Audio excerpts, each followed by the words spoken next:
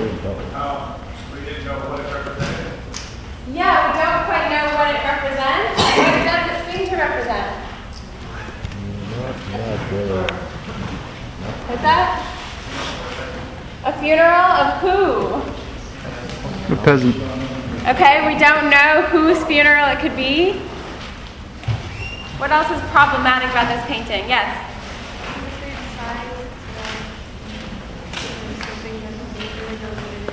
Okay, it's enormous size. Why is that problematic? Yeah, in the front? Paintings is usually that size are reserved for grand history paintings. Yeah, paintings this big are usually reserved for history paintings. What's a history painting? Narrative. Why is this not a history painting, for example? Well, it doesn't encompass all of the... What's that? There are no historical figures or events. Okay, there's no historical figures or events. It's not telling us something big and grand and enlightening in any way. And yet it's adopting the same language as history painting. What else is problematic about this painting? There's really no message. There's no message, absolutely. We have no real idea what Cortman wanted us to get from this painting. What else is problematic? The crucifix in the background? What's that? The crucifix. The crucifix isn't actually in the background, this guy's holding it. Oh, I see. Yeah, that's right. There are a bunch of people that don't really seem to care about who's in the ground. Yeah, there's a bunch of people here who don't really seem to care. Why do you think they don't seem to care? Well, their heads are in every other direction other than where the hole is. Okay, they're not even really paying attention. We have some people walking out, some people are facing away. No one really knows exactly where this focus is, right?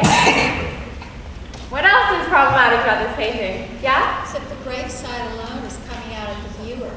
You know, it's kind of a little disconcerting, you know, to be there at an event and yet you feel like you're a lot of it, a part of it, but no one seems to care. Yeah, no one seems to care. We have sort of a place for the viewer and then this hole is kind of coming out at us.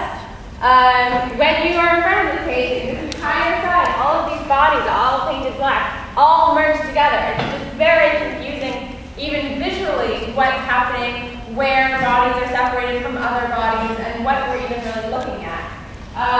Yeah. I noticed that the painting has no foundation on anything pertinent.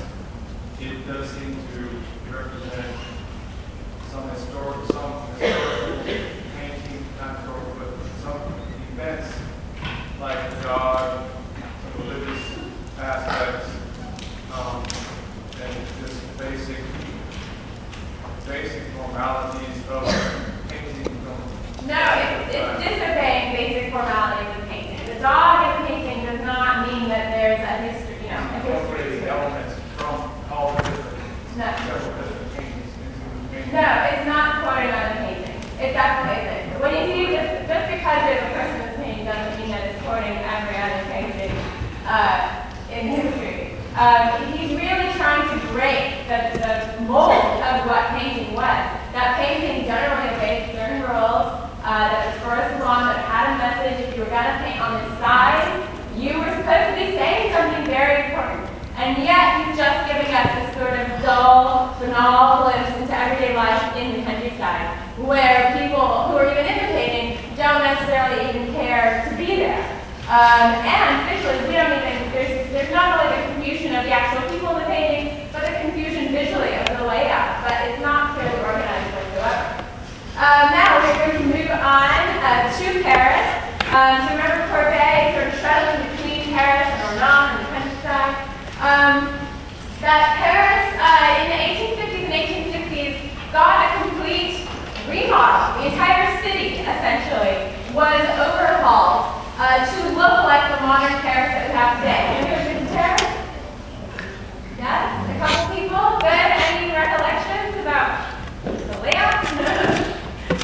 Lots of boulevards. Lots of boulevards, exactly. Yes, those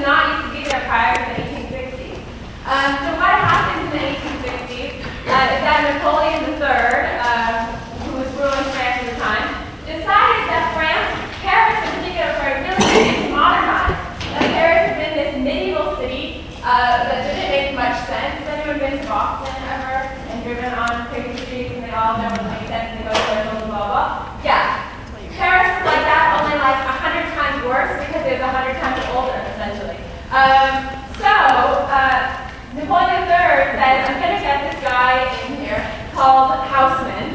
And Houseman was this sort of director of public civic planning. And they decided to knock down all these tiny medieval streets, all of these alleyways and things that didn't really connect up, and make this modern Paris, where what you can see, a big theme of that is the boulevards. You see particular points of interest, and all the streets kind of direct your attention to these things. Here's the Arc de Triomphe. Here we have like 7 streets connecting up to the Arc de Triomphe. So these sort of radiating, huge, big boulevards. These are all the streets that sort of got overhauled by Haussmann. And so we took these very narrow, medieval, tiny alleyways, that horses couldn't hardly pass through. They were built for people to walk through, and made them into these big, grand boulevards like this on the right. Huge, big spaces. Now, part of this was, both benevolent, because Napoleon III said, look, we need a sewer system, people are getting tuberculosis, this disease, we need to modernize the city, we need street lights, we need passageways, this will facilitate, getting from here to there. On the other hand,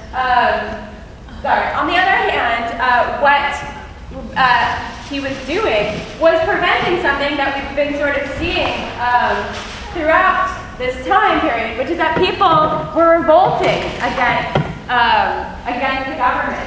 And the way they were revolting was to barricade the streets. So when you have a nice little narrow alley, you can throw your couch out the window, you can throw a sack of potatoes out the window, and you can prevent the army from moving through. You can literally sort of fight from behind your couch, and from behind, leaning out your window and things like this. But when you have these big boulevards, you don't have that opportunity. You can't just barricade it like that. The army will just be marching through. So there was these political gains to remodeling the city that were not as benevolent as, of course, a new sewer system. The other situation that happened because of how this was called Haussmannization, this process, was that poor neighborhoods were essentially sort of demolished in the name of like the public good, and sent sort of poor people out to the outskirts of the city as these big, grand, new, nice boulevards were built. So there were sort of pluses and minuses to Haussmannization, and the city of Paris essentially becomes on display. It's completely opened up. So anytime you see paintings from this period of, post-1850s, 1860s, you'll see these big open spaces. And this is a new idea for Paris. Paris had been this medieval city of tiny wonderful streets, and now it's very much opened up with these radiating avenues, directing your attention to the sites that you should see, the Arc de Triomphe, etc. So when Gustave Caillebotte paints Paris for a day, he's commenting on those new open spaces for promenade that put everyone, including the people of Paris themselves, on display for sort of public consumption. This painting is actually in the Chicago Art Institute. It's a very sort of interesting painting that Caillebotte is showing us these sort of effects of modernization. For one thing, big open spaces. For another thing, he's showing us street names. This is a new idea to light up Paris at night. This is also about modernization, about taking Paris out of sort of medieval times. He's also showing us the ways that people interact in this new environment that they have, or how do you see them interacting? They do. Not really interacting. That now that we have these sort of big open spaces, we don't know people as well. This is about also sort of this period of urbanization, where we have a lot of people moving to Paris, and so it's not that same old way where you go to the butcher and you go to the butcher, and you go to the baker and you go to the baker and things like that. A lot of these personal relationships have kind of become insularized, a lot more like modern life today, where we go to the supermarket and we don't necessarily expect to know the people at the supermarket. It shows people sort of walking alone, traversing these big spaces. We have sort of this man and this woman who are together, but we don't necessarily sense a psychological connection between them. They're sort of just out and about. There's all sorts of weird passages here where Caillebotte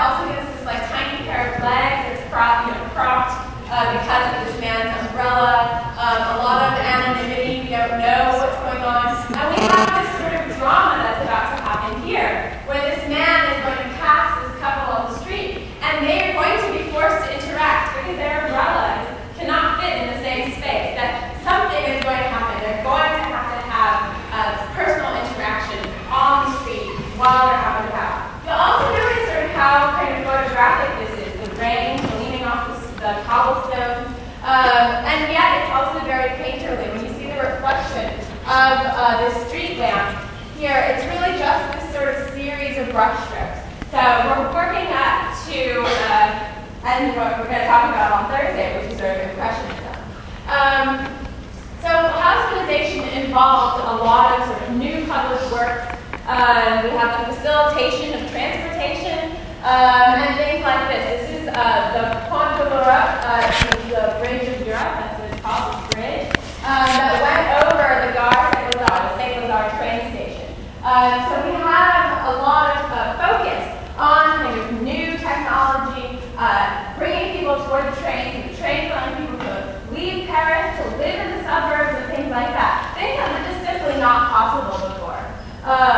And Kaibat also, sort of in these paintings, is showing us how modern life is changing very fast. This is his painting of the Bridge of Europe, the Pont de l'Europe, where he's also sort of showing, well, first of all, you see this new technology of this bridge, made of steel, and you see the wide angle, sort of that deep recession into space. Very photographic. You see that there is a lot of space here. That it goes, these big boulevards again offer us these grander views of Paris that hadn't been possible before. And then what's going on in the painting? Who wants to describe it? Nobody? Yeah. Well, there's an ambiguity when it comes to relations, because like you have several characters in there, like the couple in the back, or supposedly the couple in the back right there. They could be walking side by side that, or they could be completely different. Yes, well, for one thing, yes, we have this, you call them this couple here. But yes. yeah, you also have a clash of classes as well. Okay. Right, so you have like the bourgeoisie or the nice fancy higher ups right there, but then you have this boy on the side. He doesn't look all that high up. Maybe he's the as a lower class thing. Yeah, we do have this interplay of classes. So what happens is that by bringing all these people on the street, we are mixing classes. Yes? Did you want to comment on that? Yeah, also with the couple, you're not really sure if it's a couple because the woman's sort of lagging behind him. Mm-hmm. Yes. He could just be staring at something on the ground. Yes, absolutely. We or have something out of the bridge. the problem of this couple is that we don't know necessarily if they are together. We know, what class would you say this man is? Definitely the bourgeoisie. Middle bourgeoisie, basically. Whenever you see people in black, they're basically coded for 19th century France as members of the bourgeoisie. And then we have this guy who is, as was pointed out, probably a worker, probably someone lower class. And then we have this woman who, they're not touching. This man is not escorting her. So it actually begs the question of, is he perhaps soliciting her? And is she perhaps a prostitute? And this is probably one of the biggest concerns of 19th century France was figuring out who was a prostitute. Because he seems to be sort of walking ahead of her, because he's not holding onto her arm, this couple, you would say, is together, right? But in this situation, they're not walking. They are not necessarily walking even at the same pace. He's sort of looking behind him. He might be trying to find out what she's about. He might be just hitting on her. It's very unclear. But it would be unusual to see a single woman walking alone in 19th century France if they weren't a prostitute. So it's this problem of classes and everybody being on display is you want to sort of be able to slot people into different categories.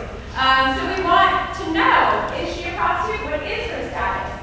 We know this guy. We know that he is not upper class. We know that he's probably a worker.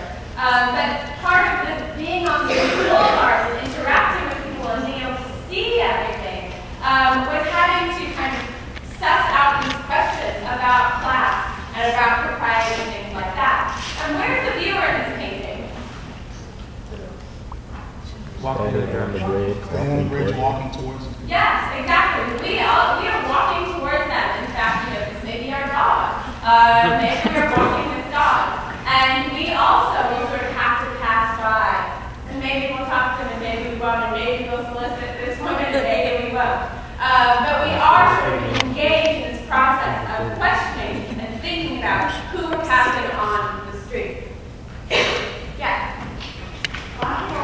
and heard the joie used to mean the riffraff. Now we're sort of using it for this. I wouldn't say that the same was using riffraff. No, they are in business class. Business, but not. Not upper class. But not, I mean, when I say not upper class, I mean not aristocrats. Middle class. Well, they are middle class, but in this situation, you would really basically be saying that they're upper middle class. They're not, because compared to the aristocracy, they're not landed gentry. They don't have a title. They're not leading this and whatnot. So it's sort of a merchant class, businessmen, things of that nature. A banker would have been part of the U.S. And that's different from having a title to your name, being a duchess, for instance. So, think about class becomes this big issue as we have people sort of interacting in the city in a way that they never would have interacted before. This is a painting by Edward Manet, The Concert in the Tuileries, which is, a public garden. So this is again about sort of the mixing of classes. Anyone can go to the public garden and hear music and things like that. But what is Manet, it's hard to find, what is Manet picturing for us? What are we looking at? It's something you'd commonly see. Okay, a common sight? Maybe, yeah. I mean, it's not like a history painting where you could just, portray some magnificent event, as opposed to something more of a genre or just something that just happened. It seems more like a tea party or something along those lines. Okay, more like a genre painting because it's just something that kind of happens. This is everyday life, right? So we're seeing this shift away from these big history paintings and now a very much interest in everyday common life. And yet, he too is sort of breaking all those rules. Comparing it to, say, Peter and Renan, what Courbet is doing, how is Manet changing that even further? Taking that same idea to an extreme. You almost can't tell the difference between some figures. I mean, they just seem to kind of merge together. Yeah, it's a complete chaos out there. Like, it's a crowd scene, it's confusing. I mean, at least Courbet gave us a row of people, right? And Manet isn't even doing that. He's just throwing people in there willy-nilly. There's almost no sense that there's a composition to this. One of the main ideas of what's important about painting is composition. And yet, Manet is completely disregarding this idea of composition. What else are some differences between these?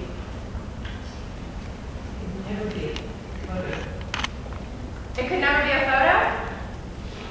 It's indistinct or atmospheric, kind of fading in and fading out, one person to another. Yeah, very much so. Especially when we look at it close up, there's lots of indistinct points. Courbet was still at least interested in giving us a lot of visual information about these people, even if it was confusing, even if the composition sucked. These are still sort of identifiable as people. But when we look back at Manet, we have some major problems about what is being depicted. Yes? There's not really a lot of detailed shading, like it's just shadow or not shadow. Absolutely. Yeah, there's not a lot of detailed shading work whatsoever. It's just paint on canvas. I mean, we are very much confronted with the fact that this is a painting made of paint. Yes. I know, it's crazy. Is this in perspective? Because the children look really small, and then the women sitting down look like they could be immensely tall. No, it doesn't look like he's following the laws of perspective very well at all. Yeah? I mean, technically, other than the title music and the Tuileries, you wouldn't know if this was a concert or if this was, a picnic or whatever from this painting. You wouldn't know that. Right. This is just sort of a glimpse of Parisian life, of mixed classes all together. This is a crowd scene. Yes. Or to go back on the perspective thing, he's not really a focal point either. Absolutely. Yes, when Courbet gives us some kind of focal point, right? He's at least saying, okay, this is a funeral. We can at least figure that out from what's depicted. And Manet, we can't figure it out. There is no focal point. We just have these sort of repeated trees that could seem to repeat endlessly. This could be sort of an entire panorama. We're just sort of looking around. People are kind of literally cut off here. And then in the very middle of this painting, where traditionally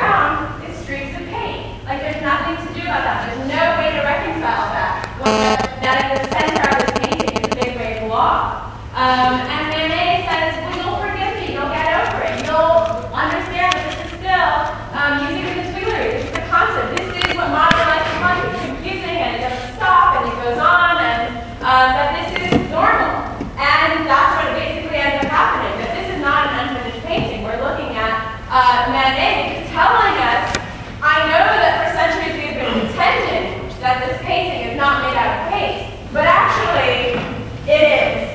And that's the message. That's part of the message of Manet saying, you realize that this is representation, and you're still going to have to go with it. So a very big departure. Even as Courbet was breaking all these rules, we still have Manet breaking them further. Because remember, at least Courbet was interested in realism. He was interested in giving us that glimpse into life, but he wasn't messing with like this looks like a person. He wasn't messing with perspective as much. He was certainly messing with composition. But Manet is messing with almost all of it: composition, message, even perspective, and even the fact that the cardinal rule of all of these paintings is their resemblance to nature. And all of a sudden, it doesn't look very natural anymore. You have to look at this painting and you see a flaw. Manet's next painting was called Déjeuner sur l'Eure, and it might be one of the most famous of his career. This painting this painting was very problematic for French critics. It was rejected from the Salon. It was rejected. Why do you guys think it was rejected? Yes? Because the female nude is so obvious among dressed men. Yes, we have a female nude, which would not necessarily be problematic, but she's among these dressed men. So what's going on, critics are asking? She must be a prostitute, they said. Why is Manet kind of, again, monumentalizing prostitution? There's no way. Yes? Kind of similar to the last one, he's trying to depict modern society. This is a problem, and he's going to put it in his painting. It might be a problem, but I don't think Manet is saying that it's a problem, right? This is not a critique of prostitution. It's a part of society. It's a part of it, yes, very much so. But the real thing is that I don't think Manet is necessarily even trying to depict prostitution. What he's doing is taking something that is so second nature to art, the naked woman, and now he's turning that idea on its head because these people, because she's surrounded with dressed men, it changes the entire idea of the concept of the nude female body. And these men are not just any men, but they happen to be dressed in contemporary French clothing. So we know, the critics would know right away, okay, this is taking place like today, yesterday, whatever, in contemporary modern life. Yes? So could we say that this is like a pretty early aspect of modern painting? Yes. In fact, a lot of people claim that this is the first modern painting because we have thrown out all of these rules. It was, and one of the main reasons is that this painting was rejected from the Salon. It wasn't seen in the Salon. It was seen in a different exhibition, which was called the Salon de Refusés, which is the Salon of Rejects. Because what happened is that in 1863, so many paintings were rejected from the Salon, the artists were really upset. And they said, we want our works to be shown. The Salon, the Salon jury sucks. That's not what's important about painting. And Napoleon III said, sure, why don't you hold your exhibition next to the Salon. You can hold it in this other room, and we'll call it the Salon of Rejects. And people can see for themselves what the jury rejected. So this is the first time we have a salon, an actual sort of academic painting school, etc., and what comes to be called what is called the avant-garde. That was this idea of people who were painting not in the academic way, not the way they were trained. This is not the way you were trained to paint in art school. This is bad kind of painting if we're talking about pure skill. Things like perspective and composition and narrative and history painting. It throws all of those things out the window. And does anyone know what avant-garde means? Avant-garde. It is a French word. Is it kind of the vanguard? Yeah? Take the front guard, like Scouts recon. Yeah, the front start, the front of the army, the recon, the people who are really risking their lives the most. That they are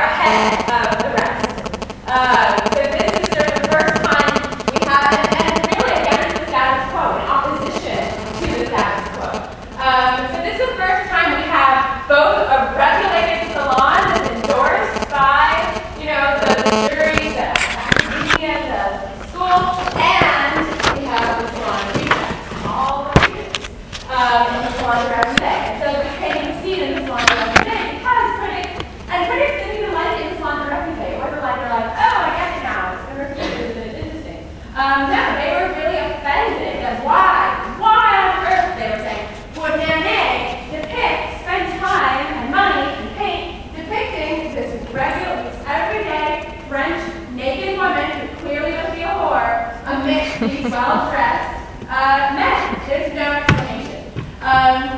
Sure.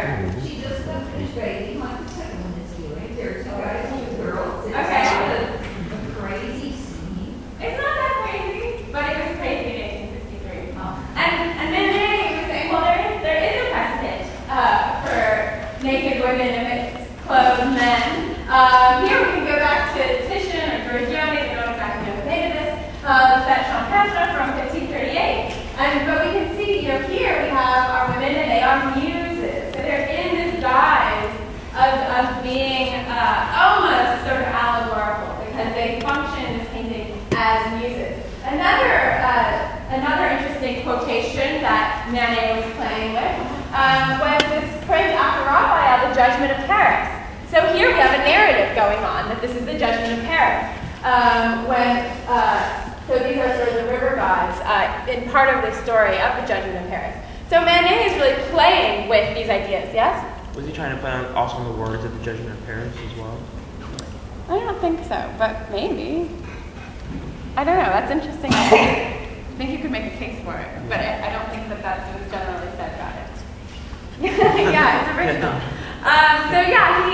So the composition actually also now we see has a precedent. So Manet is playing on sort of all of this art, history, education, and yet he's created, the first, what became known as basically the first modern painting. And it's modern because perhaps it is looking back at these other ways of painting, and then it thwarts all of them.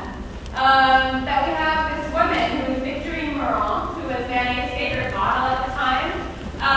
We have identifiable figures that this is Manet's brother. We have some semblance of an activity that they're engaged in. It's called the picnic on the grass. So we have, some fruits and things like that sort of filled out for the tour. And then, yes, we have the second person who, perhaps there is that narrative that was proposed of she's just finished bathing, she's just hanging out. But nonetheless, critics could not get over it. They saw this woman's body as a normal body, that it wasn't idealized, that it wasn't framed in the trapping of art. That it was not a nude, but it was naked, that this was real. And that these men were real, that they were portraits even of real men wearing real, modern, up-to-date clothing. And that this absolutely couldn't happen except if she's a whore. So that's sort of how that painting was received. Now Manet, they did not, of course, deter Manet, but he really was sort of changing the relationships between people, or looking, it's always unclear if art is commenting on society or participating in those changes. In this case, on the left, we have Manet, called The Railroad, and on the right, we have Raphael, Madonna and Child.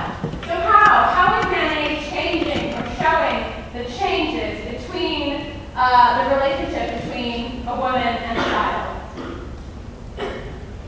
Yes? They're not even paying attention to each other. Yeah, they're not paying attention to each other, right?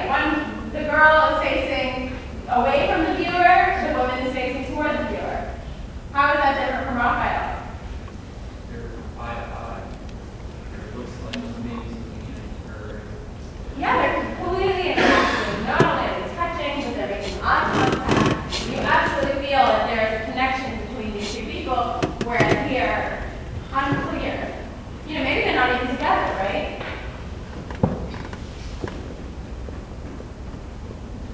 What else can we say about this scene? How is it different from ideas of mothers and children? Okay, they're not as close as they should be. Yes? She has a book in her hand, so I think that's where she's reading. Whereas when Jesus and she has a puppy in her hand, and she's like treating the puppy the way she should be treating the puppy. Well, I don't think she's reading to the dog, but yeah, she probably is reading at least to herself. And this is something very to herself today. It's not like she's reading to the child, which is definitely going on in Madonna and Child. Yeah. Let's say that she's more independent than the daughter. So there's a sense of independence? Yeah. What gives you that idea? Just because they're not teaching at all, they're not paying attention to each other. Okay. She's living out. Yeah, she has her own. She has her own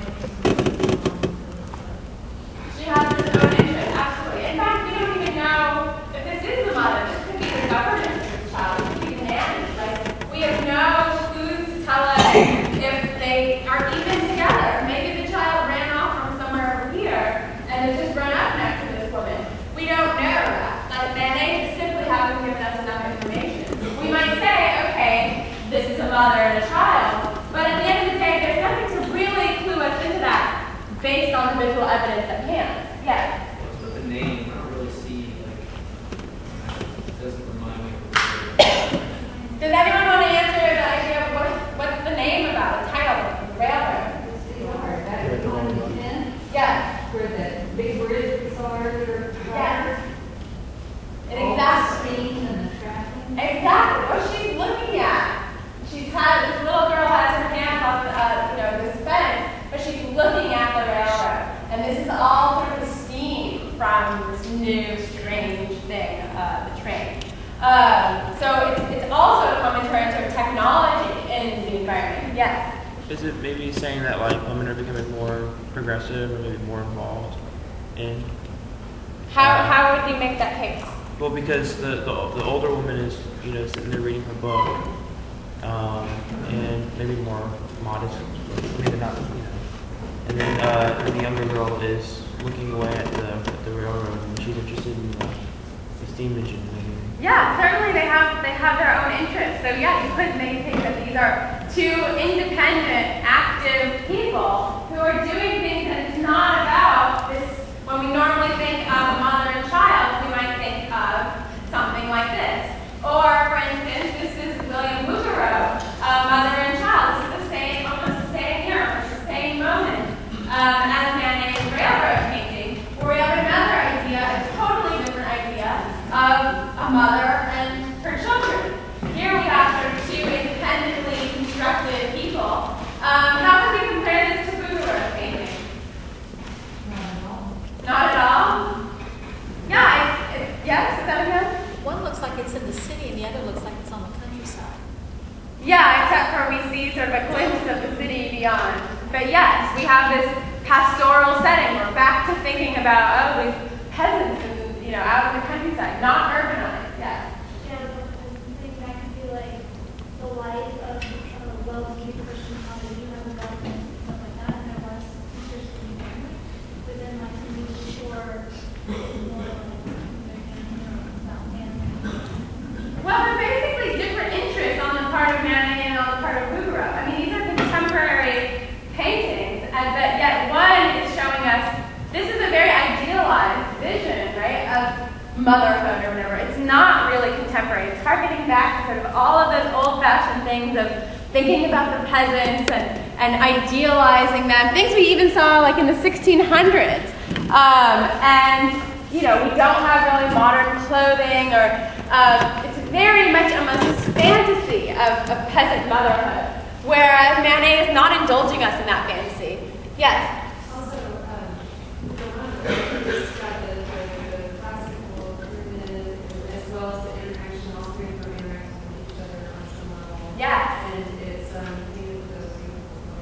variation views. Yeah, he's using everything he learned in art school, right? He has this pyramidal composition, everyone's interacting, we have shading, we have chiaroscuro, we have perspective, we have foreground and background. We have that, and even the expression on these two women's faces is, similar and yet very different. Manet is throwing out everything he learned in art school, and as a painter. And, these Bouguereau, quite famous, in his day, he would have been displaying the salon. Manet, rejected from the salon. One, very pleasing, easy to look at, does not force us to confront anything about our contemporary society whatsoever. Oh, it's going along fine, everything's great.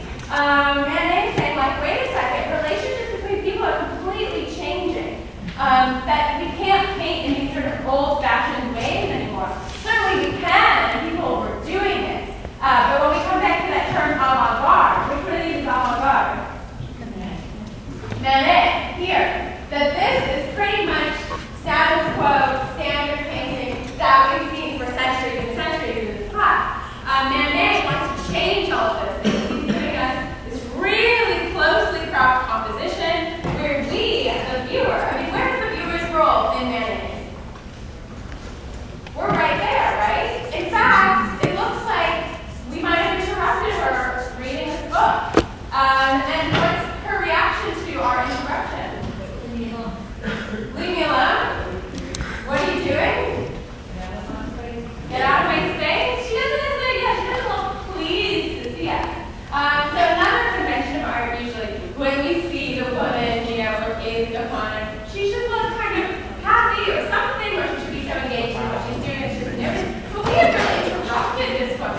So that we have this sort of moment in time. This is another aspect that Manet and his contemporaries were trying to capture, is that frozen moment where we come upon this woman, she looks at us with this gaze of like, all right, what do you want?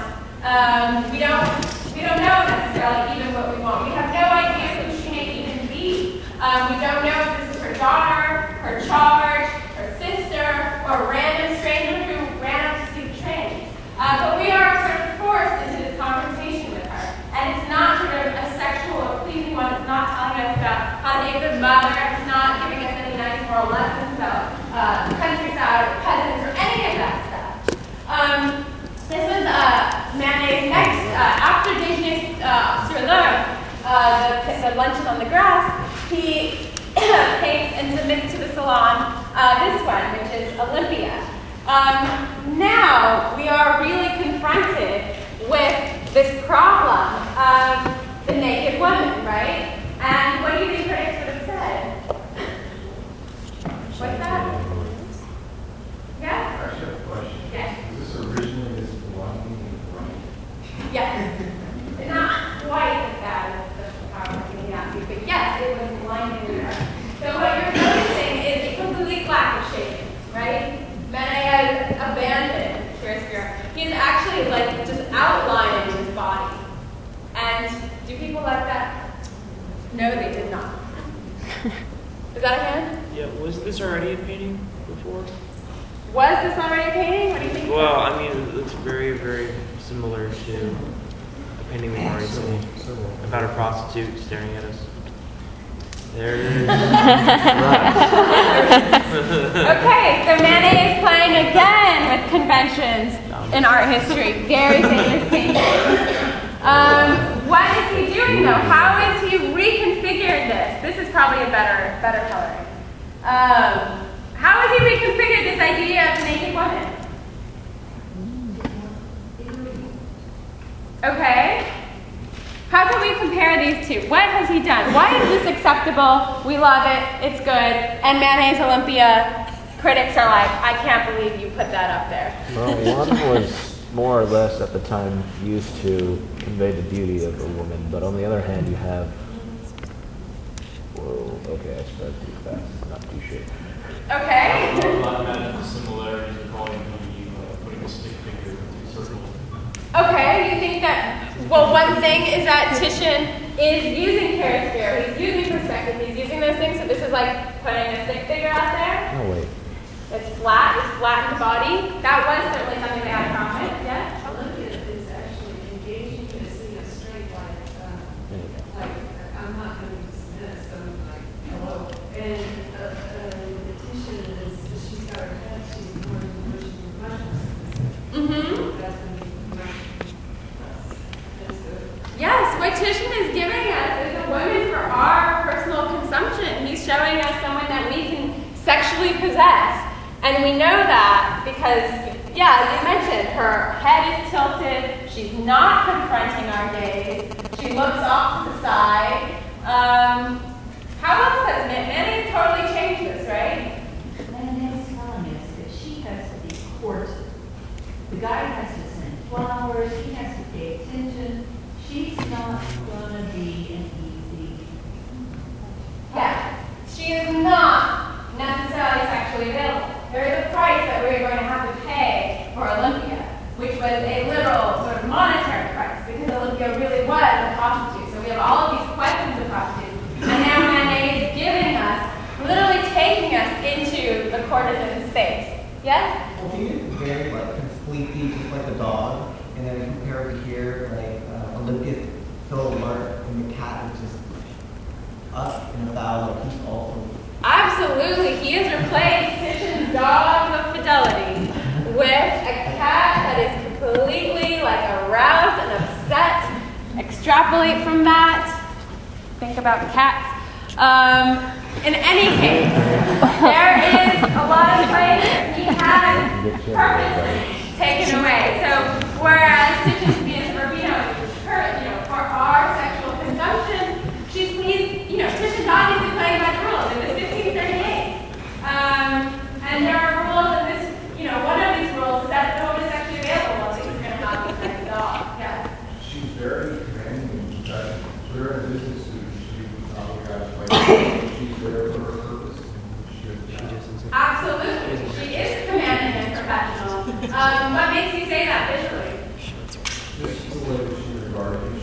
She has good posture. She's sitting up, right?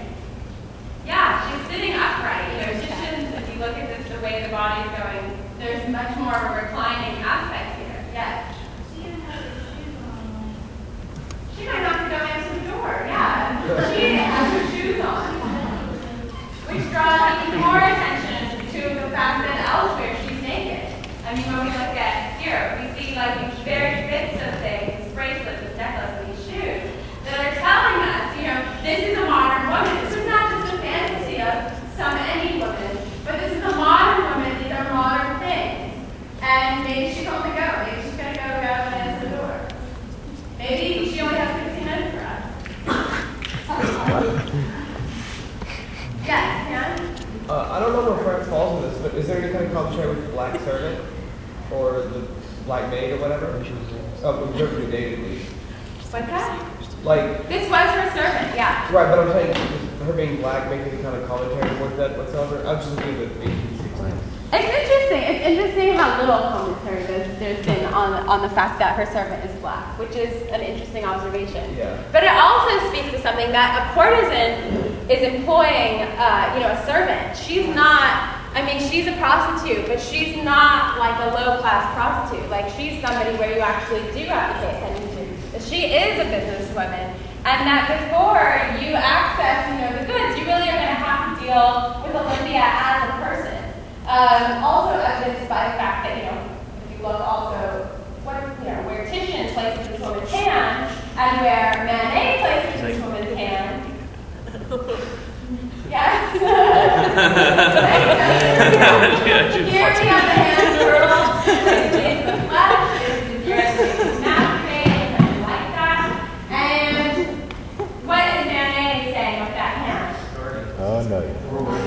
Not yet, buddy. Yeah, it's guarded. It's like, we first have to deal with some things before we get to that. So this is very much about sort of this is a modern relationship. This is not a fantasy of something. This is an absolute modern relationship that, you know, that, and where, by the way, are we, the viewers?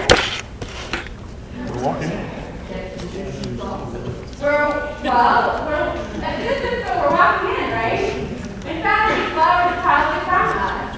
You know, you don't get to see this courtesan unless you are there for a reason, right? So we also become her client. So even as Olympia is sort of, she seems like all business and all these things, she can be had for a price. And this is sort of the relationship we have with her as, of course, the male viewer, that she's, you know, she's kind of confronting our gaze, but she also, you know, and as she sort of seems to be having this self-possession, you know, this literal self-possession, she's also hovering on the edge of self-loss. You know, she's still, at the end of the day, this prostitute, and for the price, she will be bought. And so it's this interesting sort of contrast between sort of subjecthood and objecthood. Clearly, Titian's Venus of Urbino is an object to be gazed at. There's no sense that she has any thoughts of her own, that she's there for any reason except for our visual pleasure. And yet, Manet sort of invests this woman, Olympia, again, it's Victorine Meurent, you can recognize her from previously. He invests this woman with this kind of subjectivity. We realize that she seems to be an individual person who's actually looking at us, who actually sort of, you know, has thoughts. There's this expression on her face, similar to the expression on the woman's face in the railroad. You know, she's not necessarily pleased to see it, but this is just part of life. So much this kind of blasé acceptance. Even as, you know, she does seem to be this businesswoman, she does seem to be self-possessed, but it's always kind of, you know, almost on the edge of losing that self-possession. We can also think about what was in the Paris Salon the exact same year that Manet painted Olympia. We also see Cabanel's Birth of Venus. And this Cabanel's Birth of Venus, this painting won the award for the, you know, best prize of the Salon that year is 1865. How can we compare these two? What's going on here?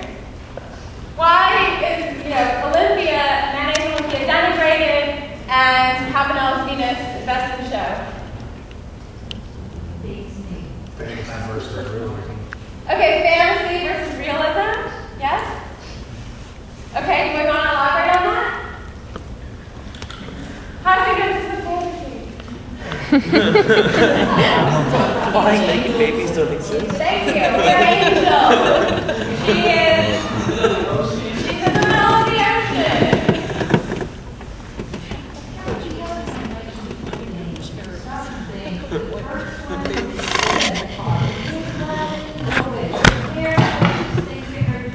Yeah, this one is completely standard, right? It's been around since. It's not bothering anybody. We're totally at ease with this idea of female nudity.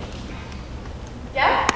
What's more possible, also, well, quote unquote possible, whatever that would mean, compared to something more modern? Absolutely. Well, here we have the birth of Venus. We are still looking very obviously at a naked body, but we have a reason, right? She's clothed in this idea that she is a goddess. So we're back to this kind of idea of history painting. It's the birth of Venus. It's a mythological story. So we have a narrative. And there is no narrative in Mayonnaise Olympia other than a guy walks into a brothel. And so, yes, what's that? Yes, there is. The cat's ready to attack him. The serpent is saying, like, is this good enough? But it's not a narrative in the sense of a history painting, right? This is more of the genre painting issue. That this is really modern life. This is how it sort of happens. That there's no famous person involved. There's no identifiable character like Venus. That's sort of part of the problem of Olympia. And, you know, Olympia doesn't have those trappings of like, let's pretend she's Venus, let's pretend she's anybody else, you know, let's pretend she's some historical figure. Then we have a reason to look at a naked body. But we don't have that reason. You know, we have to accept that this is modern life in Paris, and she's a part of it. Whereas Cabanel, or Venus, that doesn't look like she's a part of modern life, right? That's not confronting us in any way. What else are some differences? Why is Mayonnaise thrown out yet? Well, on a technical level, Cabanel has done an outstanding job of trying to model fluid interactions with the water. Okay, yeah, on a technical level, Cabanel is definitely playing by those academic rules. We have a body that has shading, chiaroscuro, here you see it, you know, we have shadows. We have no shadows on Olympia, we just have outlines, it's flat. Mayonnaise is really not paying attention to those issues of those rules of painting, those academic rules of painting. And so perhaps also is another way in which Cabanel is more classical, is because it has chiaroscuro, because he's thinking about the way water refracts light and things like this. So even as he paints something completely fantastical with these angels above and whatnot, he is still painting something that, say, looks more realistic. And I use that term in quotes.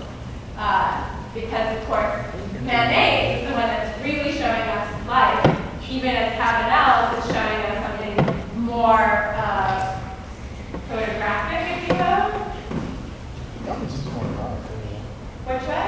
The Birth of Venus seems more erotic than the other one. I don't really see one. Okay, Cabanel's Birth of Venus seems more erotic than Olympia's. What do we think about that? Does it? Do we agree? Yes, why? The body's like all laid out.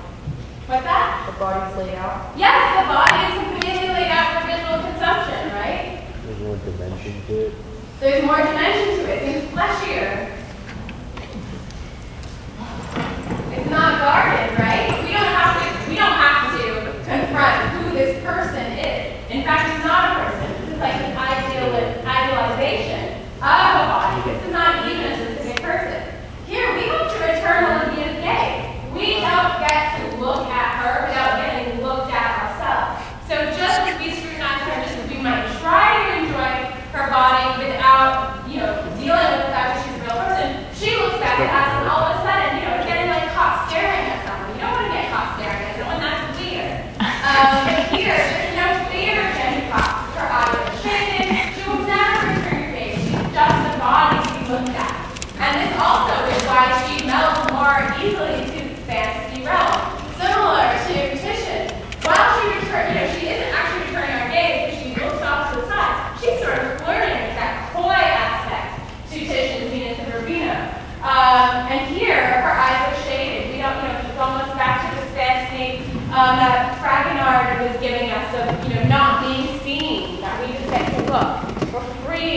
sort of do whatever we want with this body because we don't have to confront the reality of her. I mean, and she looks, this is another issue, is that she is a real body. It's not an idealized body. So even as Manet has thrown out all of those ideas of shaving and things like that, he still leaves us with an unidealized naked body, whereas this one, Cabanel for the Venus, is very idealized. Using all of those sort of tricks of the trade to enhance the female body through art. And Manet is saying, like, I'm not enhancing this. This is just the way her body is going to be. So this is sort of the problematic for painting at this moment, is this shift between, obviously not everyone was doing it. Again, which one's avant-garde? Manet, right. Cabanel, though, is the one that was best to show. So the society itself wasn't necessarily ready to appreciate that Manet was making this commentary on society or changing the rules of art or forcing us to think about our own positions as viewers. They were really much more pleased with Cabanel or the Venus, which is, the generic, usual stuff, where we get to fantasize about naked women and, call it Venus. But this is sort of the problem of 1863. Well, it's supposed to be it's a fantasy, right? This is not for let's go talk to her. Physically touchable. That's true. But it wasn't supposed to be physically consumptive. It's all about visually consumptive. We are supposed to gaze upon this, Cabanel for the Venus and say, like, beautiful, right? The male viewer, I've never had the experience of being the male viewer in front of a movie, but I've always preferred in front of obviously. But I do wonder if it's different.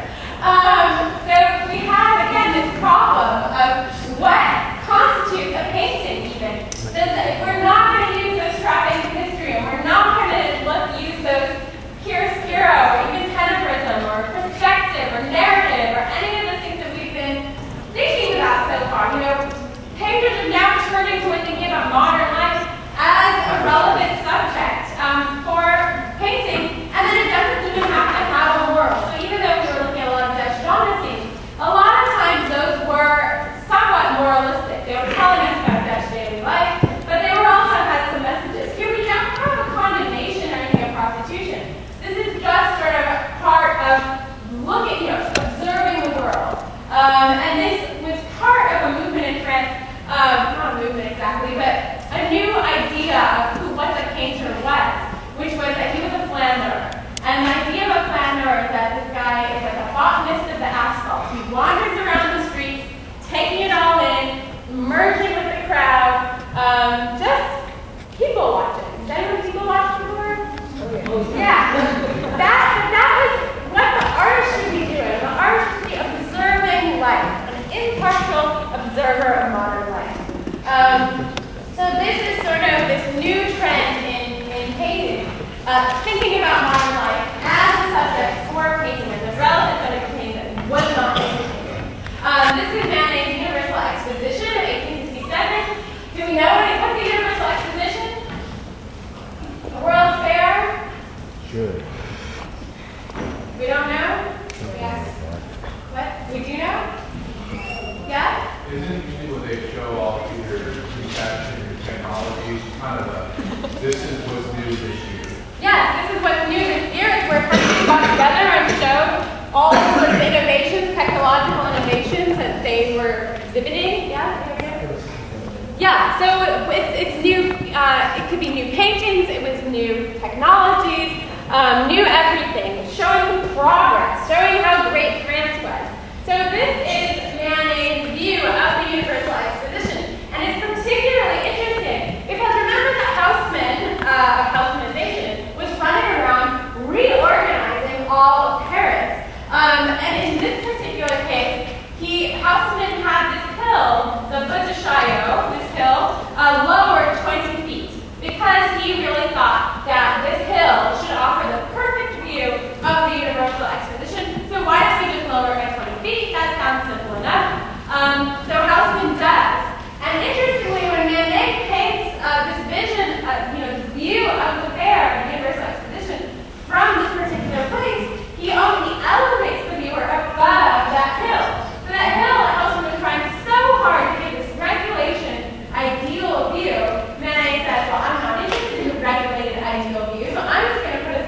stood out perhaps where we were. So what all these people are looking at again is this universal exposition. And you'll notice that this is, this is the universal exposition, and this is a view from a hill, and yet there's again that lack of sense of perspective. We don't feel like what they're looking at is all that far off. In fact, we don't understand the relationship that they perhaps have, with being on this hill overlooking a universal exposition. It's very hard to read the distances, the relationships, the recessions of depth. Not very easy to understand. What we are looking at again is sort of all these sort of types of Parisian people, regular people, out there, walking around, out really to see and be seen. So everything is sort of on display. Everything is about looking, but also being looked at yourself. So when you go out, you know you're going to be looked at. So we have all types, again, the mixing of classes. We have soldiers, we have men, perhaps bourgeoisie, unclear. We have this little boy walking this dog thing. We have a woman on a horse called an Amazon. We have a gardener who's spraying water. What's that? It was just like a type of person, I guess. I mean, she was figuring out later. So a stronger woman, I guess. And we have again that problem of paint being paint. Where do we see that in this painting? Okay, the person washing the dog, yeah. The fence of his garden, very blurry, absolutely. The buildings are very sketchily done. The head of the horse almost disappears.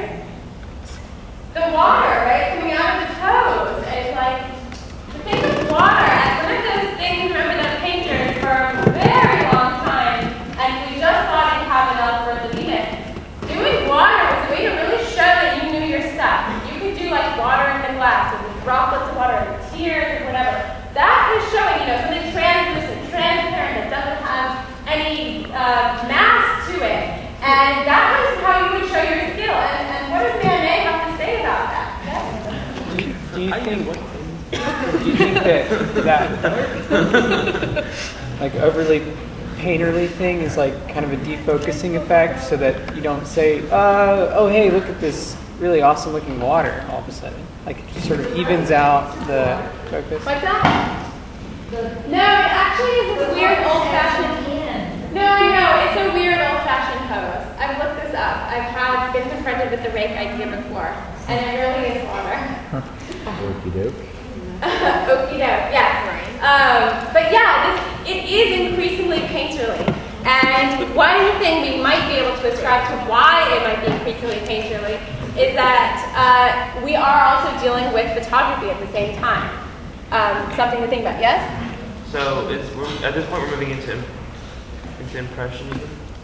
Next on Thursday. Okay. Yeah, we're moving Right. toward Impressionism. So is one of the reasons why he's moving away is because if you really wanted to have a picture of people at an exhibition, you'd just take a photo of it? Yes, you could just take a photo of it. If you really wanted to see, what people look like when they look at a universal exhibition, take a photograph already. So painting is kind of rethinking its priorities as well. And in fact, there's a reference to photography in this painting, which is up here, this hot air balloon, which almost works as this kind of, a sun in the sky shining down on this whole scene. It's actually a reference to Nader's balloon. And remember, Nader was a famous photographer at the time. Remember here in the daguerreotype mania, everyone's lining up, we again see that hot air balloon, which was very much associated with photography. And we see Daumier's lithograph of Nader raising photography to the height of art, which was made in response to a court decision that said that had to rule that photographs were subject to protection under copyright law because they were art, because they belonged to someone. They were not anonymous images, that they had an author, and that author was entitled to the copyright. So this is sort of something we were talking about last time, the birth of photography, that photography changes the idea of what is a painting necessary for, what is a painting do.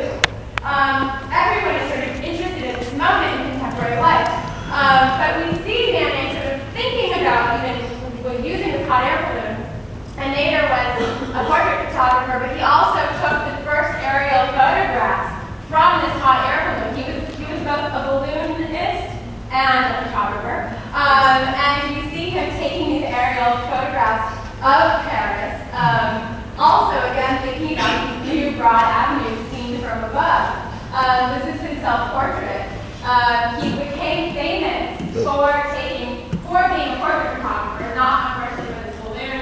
He was obsessed with hot air balloons, though, which ended badly.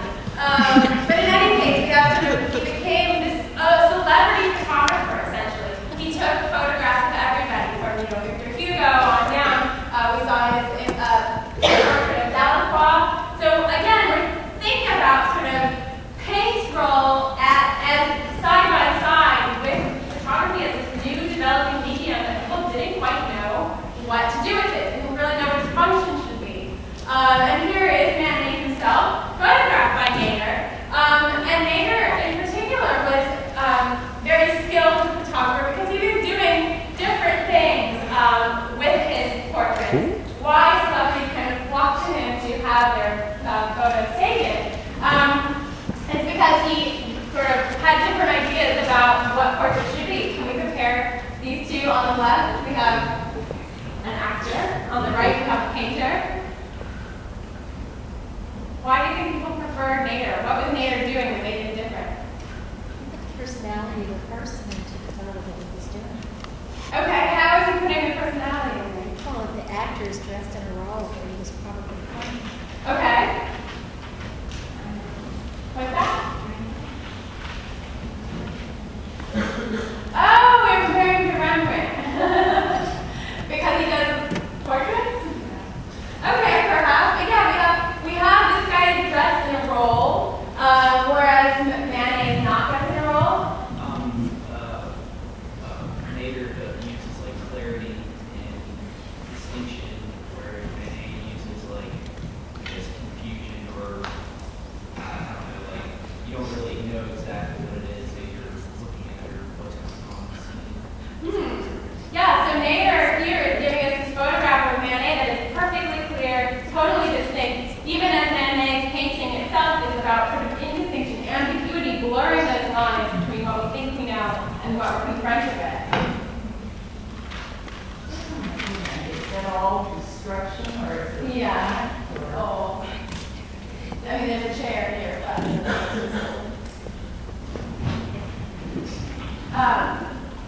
Anyway, think about the fact that photography, actually we'll talk about it more next time too, photography is happening side by side. That Nader has really kind of made photography into an art in a way because he is using it to its fullest means. He's not dressing it up as like this guy in a role. He's cutting it off with this 3/4 length, and he's giving us just Manet, the person. So in a way, it is similar to Rembrandt doing Rembrandt did so many, it's hard to think about. But a lot of Nader look like this 3/4 length thing where we just are confronted with the person. They're not doing anything. They're not acting out a role. It's them and you, and that's it. There's not any sort of trappings associated with it. So moving on, a very famous painting by Manet was this later one, in 1888. It started in 1863. 1888, Manet does Bar to Holy Bergère, where we again sort of see the painter, the confrontation of what modern life is like at this time. But again, where are we the viewer? Yeah, well, we're on this side of the bar, right? We're in front of the painting, and we're also, the logic of this painting is that we're also reflected in a mirror. So this is us too. We're here and we're here. And it's a very sort of complicated painting, where Manet is sort of giving us a woman, but also giving us the reflection of this woman. So what's happening is that this bar here, woman, is what's in front of the mirror. And then we have this edge, you see this gold edge thing. Everything after that is mirrored. So that is the edge of the smear. And then so these bottles are over here, this bottle's over here, on down the line where this woman is this woman, and we are this man. Does that make sense? Okay. And it's positive, you know, obviously it's not exactly a direct, it's not a photographic representation of a mirror. But it is sort of, it could also be a curved mirror, which is placed, well, this place, the Holy Bear there. Has anyone seen the movie Moulin Rouge? Yes? It's a space like that. It's a place of spectacle. It's a place like maybe Vegas. Bars on all these different levels. There's a lot of, there's dances going on. Yeah? So it's a place of revelry, pretty much. It's a place of revelry. It's a bar. It's a bar, but it's also a nightclub and a dance club, and all of it rolled into one. It's just enormous. So again, what Manet is giving us is this place that has a moral message. It's a place where, again, mixed classes would mix together. You would have people of upper class go there to kind of hang out, slum it, whatever. You have people of lower class going there, you have people of middle class going there. Everybody is hanging out at the bar, including us, the viewer. And what class are we? It looks like what we do. Yeah, we do. What's that? We're right here. I'd say we're pretty jumpy. So what are we? Bourgeoisie? Yes, bourgeoisie. We are pretty well off. We are not necessarily slumming it. And yet we're what's that? Oh no. Okay, we're confronted with the barmaid. What class is she? Lower class, not. She's a worker, right? She's working the bar. So we have right here this moment of class difference, as well as sort of in the background what's going on with all of these people, mixing of classes over and over again. We also have lots of interesting moments about this painting where Manet is showing us lots of aspects of modernity, one of which is the chandelier. This is this new idea, electric light, brand new. Another is, and here we have these lights here. So it's all lit up. This is again about the spectacle of light and electricity and drinking and revelry and all of these things. We also have this little pair of legs here. What is that? Yes, it is a girl hanging from a swing. So part of the show, right? Part of the fact that all of this is sort of the spectacle of modern life, all kind of unfolding before us. And how does this girl who is here sort of to serve us, she's the barmaid, how does she respond to our presence? Just another customer? She's not. What's that? Just gave you a drink. Yeah. Right. She's not very interested in serving us. This is not the male fantasy of how the server should be sort of supplicating, saying like, "I'm so happy to serve you." This is not the smile with your service and things like this. She's looking at us with this very kind of blasé look on her face. That this relationship is purely monetary. You ordered a drink, you got the drink, you paid for the drink. That's the relationship that we have in modern contemporary life. And that's basically what she's saying. Of course, the question would be like, can I get something more? We don't know if she's that kind of girl or what's going on. Well, she's probably not, because the way that flower is positioned, the corsage of it is positioned, it's not selling anything else. Okay, maybe she's not selling anything else, in which case, this is it. This is our entire relationship with her. It's not one of psychological connection, but that distance of modern life, where we don't know what people are thinking and we don't have any, emotional connection to that. It's all purely about business. This is sort of the world of commerce, the world that we're circulating in, you could say 1888 and you could say today too. So it's this problem of that she's not pleasing, that this painting is not necessarily pleasing. And yet, in her reflection in the mirror, Manet does give us someone who seems slightly more helpful. How would we describe, what does he change about her when we look at her in the mirror?